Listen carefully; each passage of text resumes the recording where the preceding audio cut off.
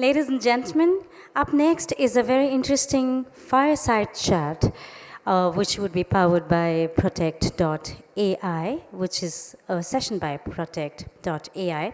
But before I request the distinguished leaders to join us onto the stage, may I quickly lay down the evening ahead? It's a very exciting evening. We have a fireside chat, as I mentioned. Right after that, we will move to a keynote address by IBM. Thereafter, we will witness a very interesting plenary session too on future of global cybersecurity cooperation reflecting on key dimension, and followed by a fireside chat with Honorable Secretary of Union Territory of Puducherry.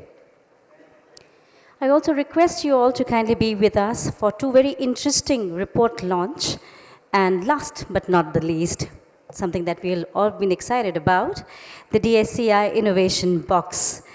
And may I quickly mention here that we have some very interesting and very exciting activities during these sessions, so stay tuned for the same. Thank you so much for being with us. Once again, I request you all to kindly be seated. We are taking exactly a moment to set up our head table, and we would now straight away begin with our fireside chat. Ladies and gentlemen, I know we have had a few moments to have our interaction with our members and different stakeholders from this industry, but we would request you, in case you have some time, to visit our different booths which has been installed for you and have some interactive sessions with our partners, with our supporters who have been here with some interesting ideas. Maybe we can bring in some more synergy together. We now move to our fireside chat, but before that, quick reminder regarding our electronic gadgets, which as I mentioned, needs to be kept in silent mode. And once again, may I request the organizing team members to kindly invite all our guests, our special invitees who are outside the hall, to kindly join us inside. And quickly, may I request everyone standing at the back of the hall to kindly be seated. May I request the organizing team members to kindly invite all of them who are standing at the back of the hall to kindly join us inside. Welcome back, ladies and gentlemen. We now move to a fireside chat, and this is a session by Protect.ai. We're very honored to have with us very distinguished cybersecurity leaders. Please put your hands together as I invite on stage CISO NSE India, Mr. Rajesh Thapar. Warm welcome to you, sir. May I now request CISO Axis Bank, Mr. Vinay Tiwari, to join us. Inviting on stage Group CISO Adani Group, Mr. Shiv Kumar Pandey. Warm welcome. And now may I request the founder and CEO Protect.ai Labs Private Limited, Mr. Manish Mimani, to kindly join us onto the stage, and Mr. Mimani is also the moderator of the session. We're all excited.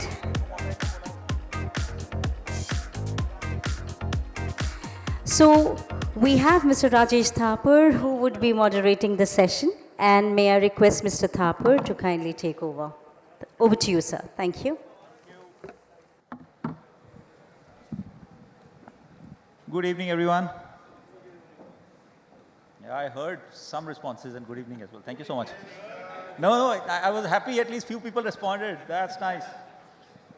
So welcome to this fireside chat, come panel discussion. So we have about 20 minutes, 15 minutes. It's revised to 15 minutes now. And the counter is stopped, guys. If you want to start it, it's your wish. So what we want to run through is, the theme says, Reimagining mobile apps and Agentic AI security in digital first economy. So I have esteemed panelists from varied industries. On my left, I have Shiv, the Group CISO of Adani Group. So let me start with him, and then maybe we can go to each of our stakeholders. Oh, now it's 20 minutes, so please bear with us. We'll keep it interesting. If there are any questions at the end, we are happy to take. So Shiv, you are a Group CISO of Adani Group, wherein primarily your entities go beyond one sector. So you have operational technologies, you have power, you have entertainment, and whatnot. I mean, maybe a dozens of your companies which are coming under your fold. While we all know there is digital transformation which is running across, AI adoptions are coming your way, a lot of happening on the mobile space, maybe entertainment, how is it rendered on in the entertainment space on mobile apps. So a lot of things are happening. So with you in your group role, what is the trends that you are seeing from a strategy perspective, your business asking, and what risk do you see? How do you plan to mitigate? Let's take over 18 to 24 months. What are the risks and how do you plan to mitigate?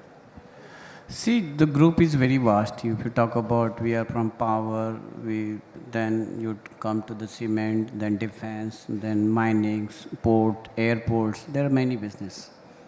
And if you see that OT cybersecurity is one of the very important thing when you talk about, when you talk about the cybersecurity. And next is what we are looking the mobile security, because we are also giving this to the end users.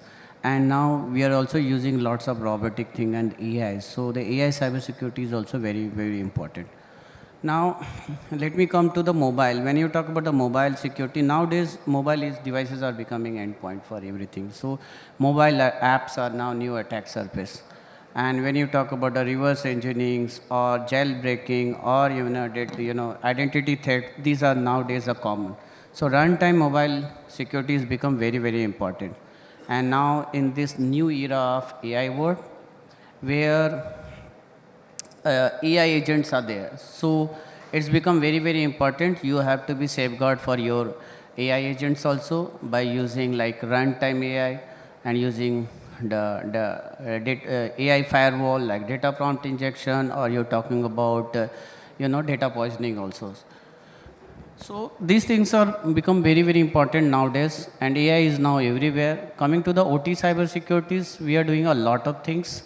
We are now also forming our cyber experience centers on the OT lab, which is one of the unique in the India, where we are building a big OT lab. Initially, we are starting from power sectors, where we will try to simulate all kind of OT attack scenarios on this setup, which is like for us, it is cyber attack simulation for whatever is done on the OT cybersecurity. We'll try to simulate on the actual power generation and transmission and distribution. And this will become the product testing, the training for the students and the hackers.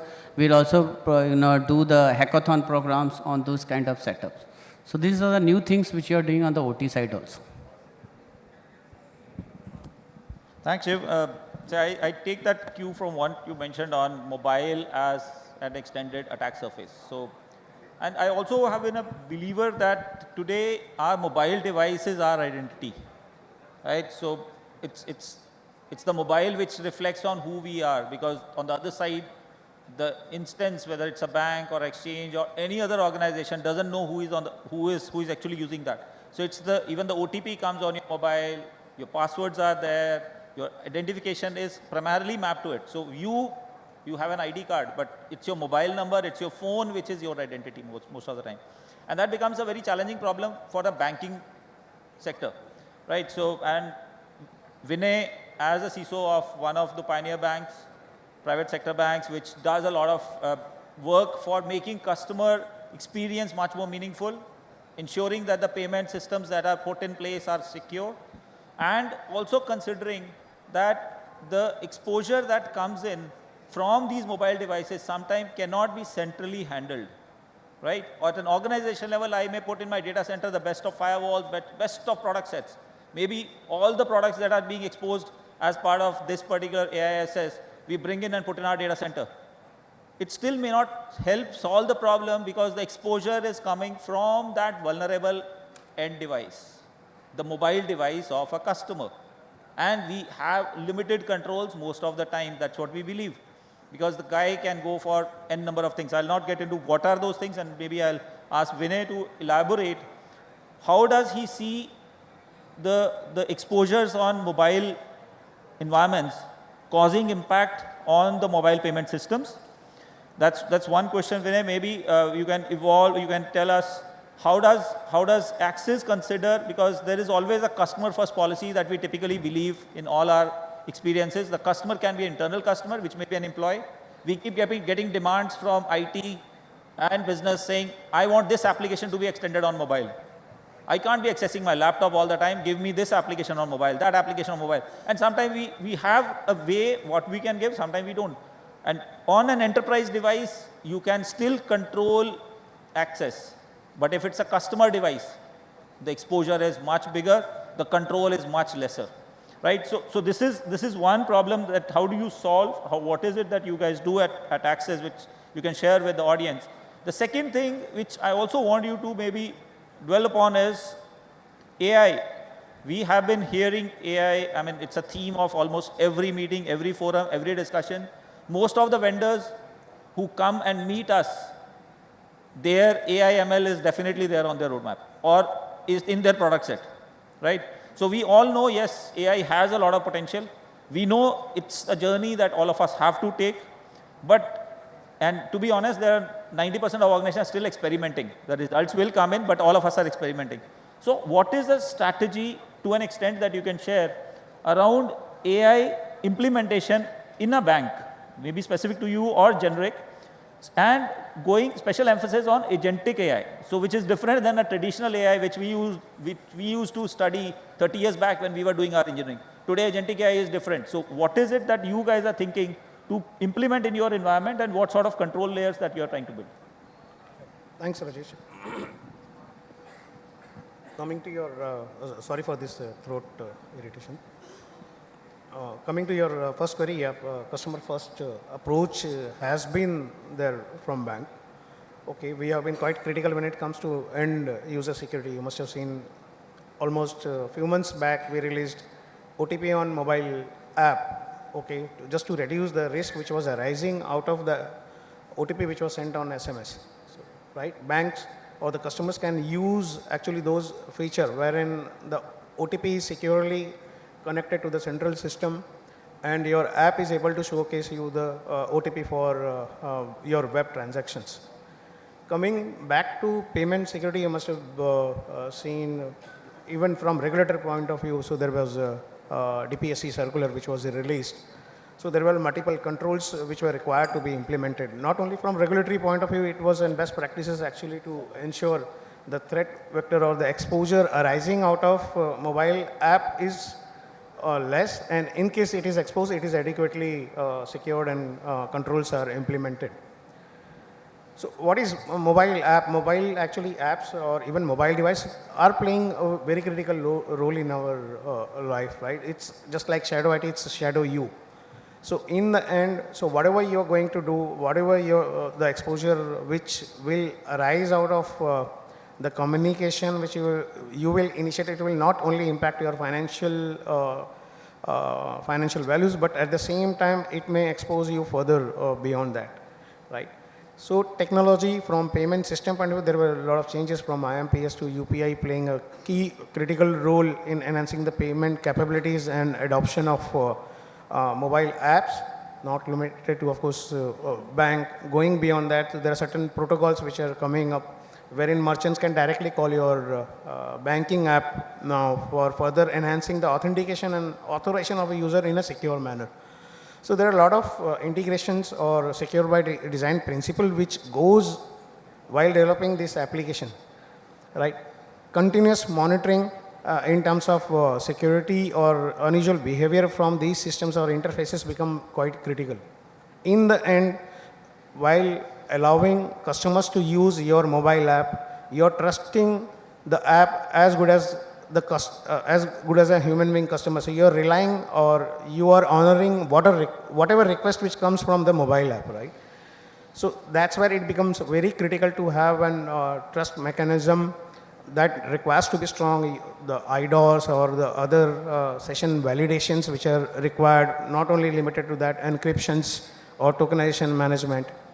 In the end, your app requires to be secure, right? There requires to be some kind of container around it, right? Not only how you're going to monitor it, unusual behavior and other parameters which are required for fraud detection as well as security operations.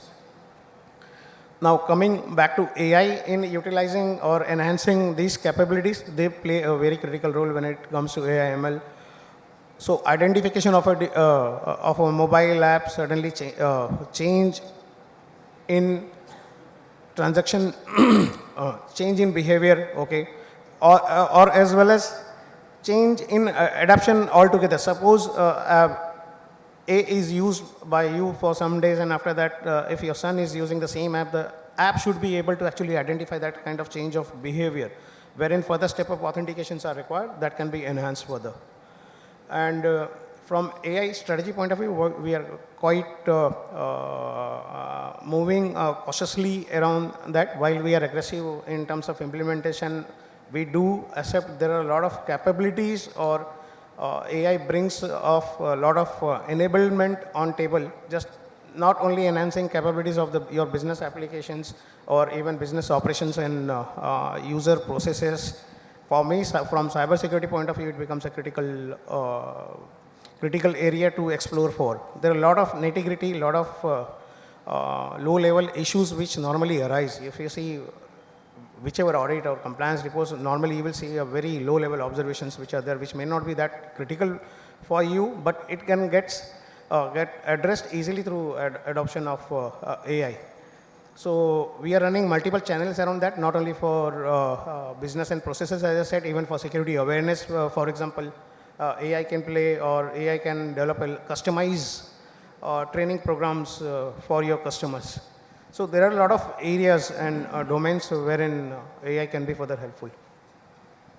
Thanks, Vinay. See, I think all of us would agree the need of these controls and all. The kind of threats which typically emanate on a mobile device is different than what you get on your servers. The other element which also becomes very important is it's not only the device, while we want to protect the device all the time, the other is the human behavior. How do you manage the behavior of that guy? I mean, today if you just rethink, most of your apps which are there on your phone, when you would have downloaded it, would ask you, I'm going to read your message. I'm going to say, yes, I need this app. We overlook a lot of stuff, right? Then we also sometimes extend the interface outside. So there are typically learnings which keep on happening, whether that's a jailbroken device, whether the Wi-Fi connected is right. A lot of threats which we primarily may not encounter in our day-to-day. Other is, today the data is almost free on the device. We are always connected. Gone are the days when we used to enable. I mean, some of you are Gen Z guys, so you won't have even faced it. People like me, people like my friends who have been there in the industry for 20, 30 years, when we used to first get our phones, we used to put the data off first. Right? We used to have a limited time, was every MB, KB was paid. Every call was paid. So the attacker also got a limited time to come onto your phone and do what he has to do. Today you are all the time connected. You don't even know if there is a covert channel that's getting established. Right? So there are a lot of things which are happening, and let me come to the expert who has been providing solutions and ask, Manish, you have this entity which understands the threats in the ecosystem. You have also seen what are the trends that are emanating globally, because you have to prepare your product set on that. So what is it that you are seeing over the last 12 months which is a new set of trends in both the mobile application security or mobile apps and RASP included, because that's something which is also a very important component in today's roadmap or the technology landscape that we have to put in. And also on the agentic AI side. So how is it that you are seeing, and what is it that your roadmap is to mitigate those risks which the organization or the users are facing? Indirectly users, but directly the organization. End of the day, the organization is exposed through the user for a various kind of attacks. So maybe the last point from you before we wrap it up. No, this is a very interesting, I mean, especially into the mobile world, the ecosystem is moving so fast. Okay, innovation is happening on the smartphones, even on the Android, iOS ecosystem is continuously evolving. But so do the hackers actually. I mean, the kind of malware threats we have seen into the last 6 months is like, haven't been seen into last whole of the decade itself. That's the kind of speed with which Android, especially Android ecosystem, is getting exploited. To give you an example, I mean, and talking about scale today, we manage 600 million smartphones on our security cloud by virtue of being integrated with 250 plus apps in Indian market. And you won't believe at least 8% of the mobile app sessions okay, which means 8 sessions out of every 100 sessions what we see is having some or the other threats. Okay. And these are not threats which are directly related to sometimes devices or Android, but also with the human behavior. One key challenge what we have seen is we do not care, I mean, what kind of apps we are downloading, permissions being given, and so many malwares are getting sounded. I4C recently published a very interesting report, okay, and talking about 30,000 different mobile applications taken out from the mobile ecosystem. And thanks to them, I mean, and 1,500 also malwares being sent to banking ecosystem to block if the mobile app is in use, and that's what is also helping to the environment. Having said that, okay, one of the key challenge what we see is in terms of Android being vulnerable, India being 92% Android market, applications are getting tampered, reverse engineered, repackaged, recirculated using those links, and as a consumer many times we just click on those links and download that APK which are malicious in nature and people losing money. Our report says that 36,000 crores of financial fraud has happened only using or exploiting mobile application ecosystem. And that's where RBI and SEBI and NPCI and all other entities are also talking about formulating proper mobile application security guidelines, and this has been a very welcoming approach by the regulators. Runtime protection becomes a key need for any enterprise apps because we can't trust consumer device.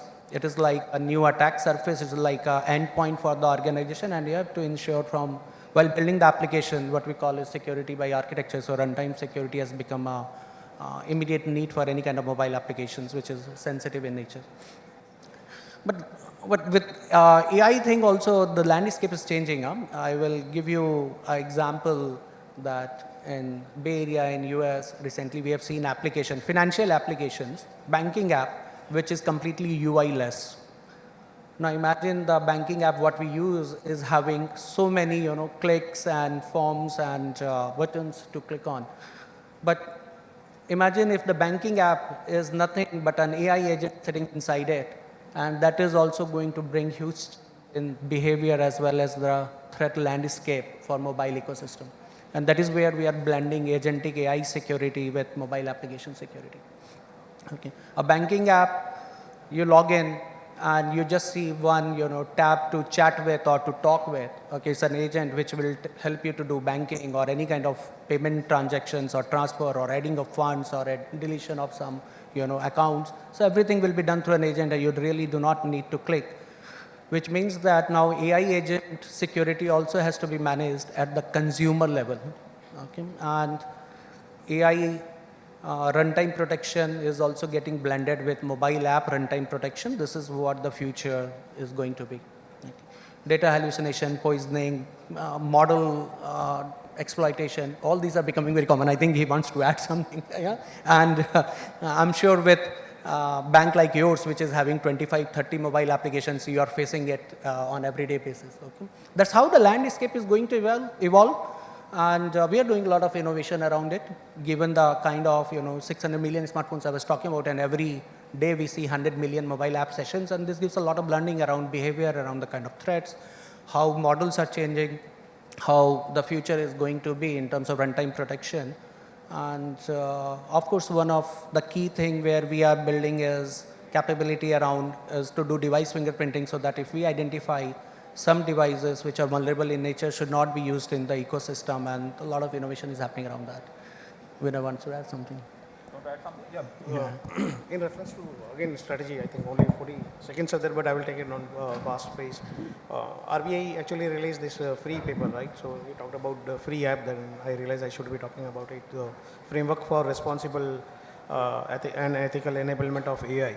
So it becomes a very critical component of AI while adoption of it's not limited to, again, security, but from a basic hygiene as well as a requirement point of view. It talks about transparency bias. It talks about public and people usage. And it talks about innovation should be carried on. It should not act as a restraint, right? So at the same time, monitoring and ensuring the poisoning and other related testings to be conducted. And apart from that, coming back to again agentic piece, actually agentic is going to play a major role. So I see a lot of changes in near future in terms of how we do partnerships and how we are interacting with them.